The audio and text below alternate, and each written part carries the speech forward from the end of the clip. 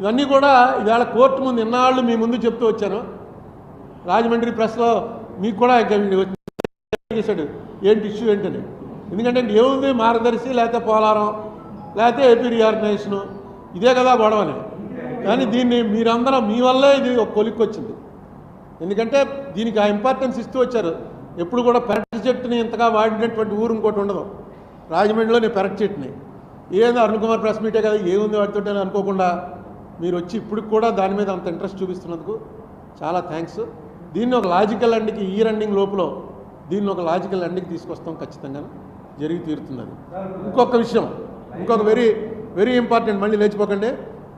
ఈ ఎన్నికల్లో నాకు సంబంధించిన వాళ్ళు నాకు చాలా సన్నిహితులు, ఈ పార్టీలో ఒకడు ఆ పార్టీలో ఒకడు ఆ పార్టీలో ఒకడు పోటీ చేస్తూ వస్తున్నారు. కాబట్టి నేను ఎన్నికల గురించి కానీ ఎన్నికల మీద ఏవి దాన్ని ఏమంటారు సర్వేలను లేకపోతే ఇంకోటనో నా పేరుతోనే వస్తున్నాయి సమీక్షలు కానీ ఒక పార్టీ చేస్తున్నట్టు కానీ ఎన్నికల గురించి నేను ఎన్నికలు అయిపోయే వరకు ఇండివిజువల్గా నా ఫ్రెండ్స్ చాలామంది అడుగుతున్నారు ఒక ఇంటర్వ్యూకి వస్తామని. అంతా క్లోజ్ ఫ్రెండ్స్ అయిపోయారు ఈ 10 ఏళ్లలో.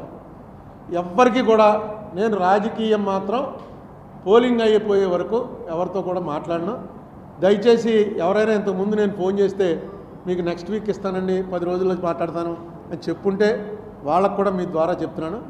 నేను ఏదైనా మాట్లాడితే మార్గదర్శిలో కూడా ఏదైనా డెవలప్మెంట్ ఉంటేనే మాట్లాడతాను. దీని తర్వాత ఏదైనా డెవలప్మెంట్ ఉంటే మీకు తెలియజేయడం నా బాధ్యత. అది కూడా ఓన్లీ రాజమండ్రి ప్రెస్కే, రాజమండ్రి ప్రెస్ని మాత్రమే పిలుస్తాను. మీలో అందరూ రాలేకపోతే ఎవరో ఒకళ్ళు ఇద్దరు వచ్చినా చాలు, మీరు షేర్ చేసుకోవచ్చు. ఎందుకంటే ఇష్యూ ఇదే ఉంటుంది, పొలిటికల్ ఇష్యూ మాత్రం నేను మాట్లాడను. ప్రచారం మాట్లాడినండి ఇదే ఇలాంటి ప్రశ్నలు వస్తాయి కాబట్టి నేను మాట్లాడను. నన్ను ఎవరో కూడా ప్రచారంకి రమ్మని ఎవరో రిక్వెస్ట్ చేయలేదు. నాకు అందరూ ఇప్పుడు అదే చెప్తున్నాను కదా, ఇక్కడైతే నాకు రాజమండ్రి చుట్టుపక్కల అయితే అందరూ క్లోజ్ అయిపోయిన తర్వాత నేను ఎవరి వైపున ఏం మాట్లాడినా కనీసం నేను ఇప్పుడు ప్రెస్ తోటే కాదు మామూలుగా ఎవడైనా వచ్చి ఏమంటే అక్కడ ఎవరికి బాగుందని నేను అడిగితే కూడా చెప్పట్లేదు నేను. ఎందుకంటే అది అనవసరంగా ఇతను బాగుందంటే రెండో వాడికి నెగిటివ్ వెళ్తుంది. ఇలా అంటున్నట్టు అరుణ్ కుమార్ నేను క్లోజ్ ఫ్రెండ్ కదా, ఇతని క్యాండిడేట్ల ఇంట్రెస్ట్ రాజకీయాల దూరంగా మనం ఎవరం బతకలేము. అందరం రాజకీయాల్లో ఉన్నాం, అందులో ఏ తేడా లేదు, అందరం ఉన్నాం రాజకీయాలు. ఏమని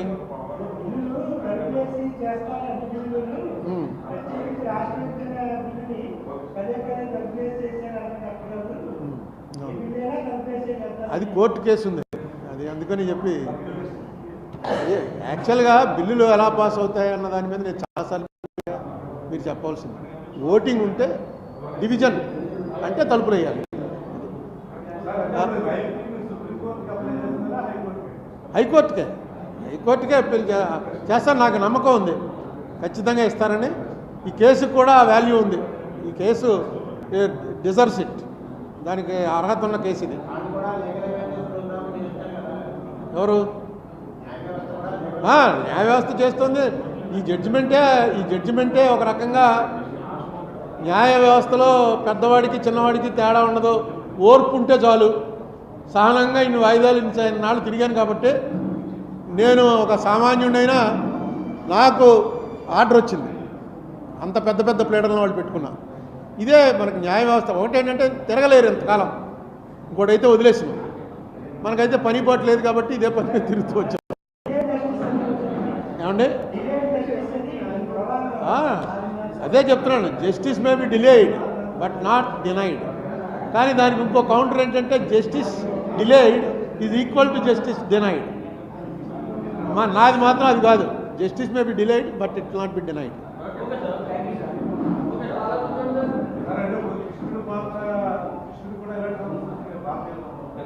కృష్ణుడు మొత్తం అంతా ఆయనే చేశాడే. కృష్ణుడి పాత్ర కాదు, మంది సంజయుడి పాత్ర అంతే. సంజయుడు అన్నీ చూసి చెప్తూ ఉంటాడు ధృతరాష్ట్రుడికి. అలా కోర్టు వారు కళ్ళు మూసుకుని ఉంటుంది, అక్కడ న్యాయదేవతకి కళ్ళు ఉండవు, చెవులే ఉంటాయి. అందుకని నాకేం ఆదేశం ఇచ్చారంటే నువ్వు వెళ్ళి న్యాయదేవతకి ఎప్పటికప్పుడు వినిపిస్తూ ఉండు సంజయుడిలాగా అని చెప్పారు. నేను జిల్లాట్లు అవి తిరిగి అక్కడ జరుగుతుందంతా కూడా అక్కడికి వెళ్ళి చెప్తూ ఉంటాను. ఎలక్షన్లో చెప్పానుగా, నాకు ఇప్పుడు మా ఫ్యామిలీ డాక్టరు గూడూరు శ్రీనివాస్ గారు నాకు వెరీ క్లోజ్, మామూలు క్లోజ్ కాదు. నాకు ఆ కరోనా వచ్చినప్పుడు నా దగ్గర కాదు, నేను ఏ పేషెంట్ని పంపినా పేషెంట్ దగ్గర కూడా రూపాయి తీసుకోకుండా చేశాడు ఆయన. ఎందుకంటే వాళ్ళు ఎఫర్ట్ చేయగలరంటే మీరు పంపారు కదండి. నేను పురంధరేశ్వరి గారు మాతో 10 ఏళ్ళు ఉన్నారు. దగ్గుబాటి వెంకటేశ్వరరావు కూడా ఊళ్ళోకి వచ్చాడు. తర్వాత దగ్గుబాటి వెంకటేశ్వరరావు నేను ఆల్మోస్ట్ 10 రోజులకు ఒకసారి ఫోన్లో మాట్లాడుకుంటూ ఉంటాం. పోలవరం కూడా వెళ్ళాం, అంత క్లోజ్గా ఆయన ఉంటాడు. వాళ్ళిద్దరూ క్యాండిడేట్లు.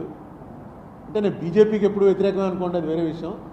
అంటే బయటకు వచ్చి చెప్పడానికి ఓ పక్కన దుర్గేష్, వేణు జక్కంపూడి కొడుకు, ఇక్కడేమో ఆదిరెడ్డి అప్పారావు కొడుకు, మార్గన్ నాగేశ్వరరావు కొడుకు. వీళ్ళిద్దరితో డైరెక్ట్ లేకపోయినా వాళ్ళ తండ్రులతో ఎప్పటి నుంచో ఉంది పరిచయం. బుచ్చే చౌదరి అయితే మామూలుగా ఉత్తిరే నాది అలా ఫోన్ చేస్తుంటాడు. నాకు ఇక్కడ ఉన్న ఇప్పుడు పోటీ చేసిన వాళ్ళందరిలోకి పాత ఫ్రెండ్ ఎవడంటే బుచ్చే చౌదరి. 50 ఏళ్ళు అయింది, మాకిద్దరికి 50 ఏళ్ళు అయిపోయి ఉంటుంది ఈ పాటికి. బుచ్చే సరే, ఆయనకి ఎనర్జీ ఉంది, ఉన్నాడు. అదే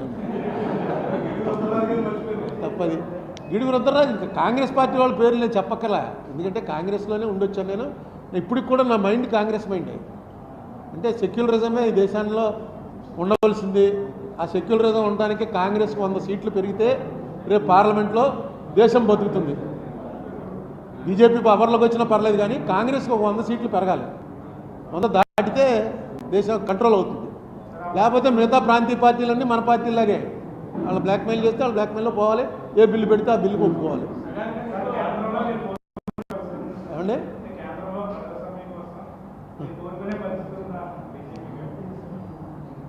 కేంద్రంలో అంటే 100 వస్తాయా కాంగ్రెస్ కన్నా?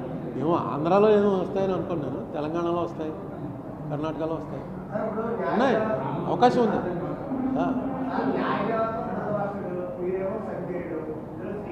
న్యాయదేవత ధృతరాష్ట్రుడు కాదు. ధృతరాష్ట్రుడు అంటే మళ్ళీ దుర్మార్గుల్ని సపోర్ట్ చేసినవాడు. మనకి ధృతరాష్ట్రుడు కాదు, న్యాయదేవత. శ్రీకృష్ణుడు వ్యవస్థే, మన వ్యవస్థే శ్రీకృష్ణుడు. ఆయన అలా తిప్పుతోందనమాట.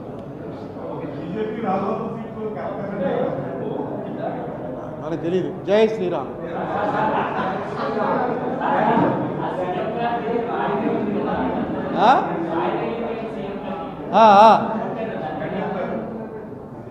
ఏముంది మామూలుగా అది రైట్ కొట్టారు, క్లియర్ కనిపించింది కదా.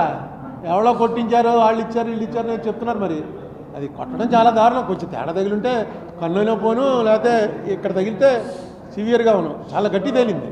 నేను లైవ్ చూస్తున్నాను, సడన్గా కింద తీసుకెళ్ళిపోయారు ఏంటో అనుకున్నాను. నాకు రాయిచ్చి కొట్టారు అనుకోలే.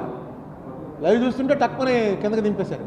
దింపేస్తే టక్కుని ఇంకో ఛానల్లోకి వెళ్తే చంద్రబాబు నాయుడు గారి లైవ్ వస్తారు. అది చూస్తూ కూర్చున్నాను కాసేపు. ఇదేదో ఎందుకో లోపలికి వెళ్ళిపోయాడు. మళ్ళీ ఆ చంద్రబాబు గారు దాంట్లోనే రాయిచ్చి కొట్టారు అని చెప్పి స్క్రోలింగ్ వస్తుంది. ఏంటో రాయిచ్చి కొట్టారని చూస్తే దెబ్బ గట్టిగా తేలింది రాయిచ్చుకి. ఏదో ఇప్పుడు తర్వాత చూసారా, ఒకసారి అక్కడ రాయి పడగానే చంద్రబాబు గారి మీద పడింది, పవన్ కళ్యాణ్ మీద పడింది, అందరి మీద రాళ్ళు పడడం మొదలవుతాయి. తగిలితేనే దానికి ఉత్తినే ఏముంది రాయి ఇసడానికి. ఎవడండి వీళ్ళు కూడా ఒకటి కొట్టించుకుని చూపించాలి. చూడండి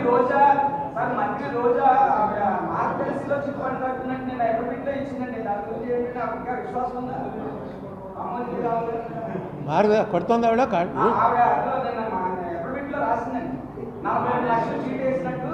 రాసిందా? మరి ఇంకే చూసారా నేను అదే చెప్తున్నాను. అందుకే అయింది రామోజీరావు గారిది లైవ్ ఇవ్వాలని ఎందుకు చెప్తానంటే, ఇవాళకి కూడా రోజా అంటే ఆవిడ డైరెక్ట్గా ఆవిడ మీద రోజు ఒక కథ వస్తూ ఉంటుంది. రోజు ఒక కథ వచ్చినా ఆవిడ డబ్బులు అక్కడ దాచుకుంటాం. మన డబ్బుకి సేఫ్టీ ఏదంటే ఆయన చెప్తాడుగా, మార్గదర్శిలో వేసుకున్నాను, చిన్న మోపెట్టి కొనుక్కున్నాను. అంతకుముందు వాడికి కారు ఉండేదేమో మనకు తెలియదు. మరి వాడు వచ్చి మార్గదర్శిలో వచ్చాను, మోపెట్టి కొనుక్కున్నాను.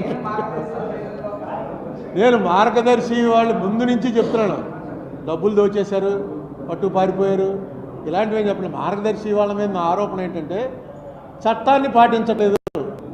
ఇప్పుడు మీ డబ్బు మీ దగ్గర ఉందండి, కష్టపడి సంపాదించారు, మనందరికీ తెలుసు. దాచుకున్నారు ఇంట్లో, ఇన్కమ్ ట్యాక్స్ వాళ్ళు వచ్చి పట్టుకోవడం ఏంటో ఈ సంబంధం అసలు? మీ కష్టార్జితం మీరు ఇంట్లో దాచుకుంటే ఇన్కమ్ ట్యాక్స్ వాడు రైడ్ చేసి పట్టుకుపోతాడా? ఇది ఎక్కడ న్యాయం అండి? అదే రూల్ ప్రకారం వాడికి లెక్క చూపించకపోతే పట్టుకుపోతాడు.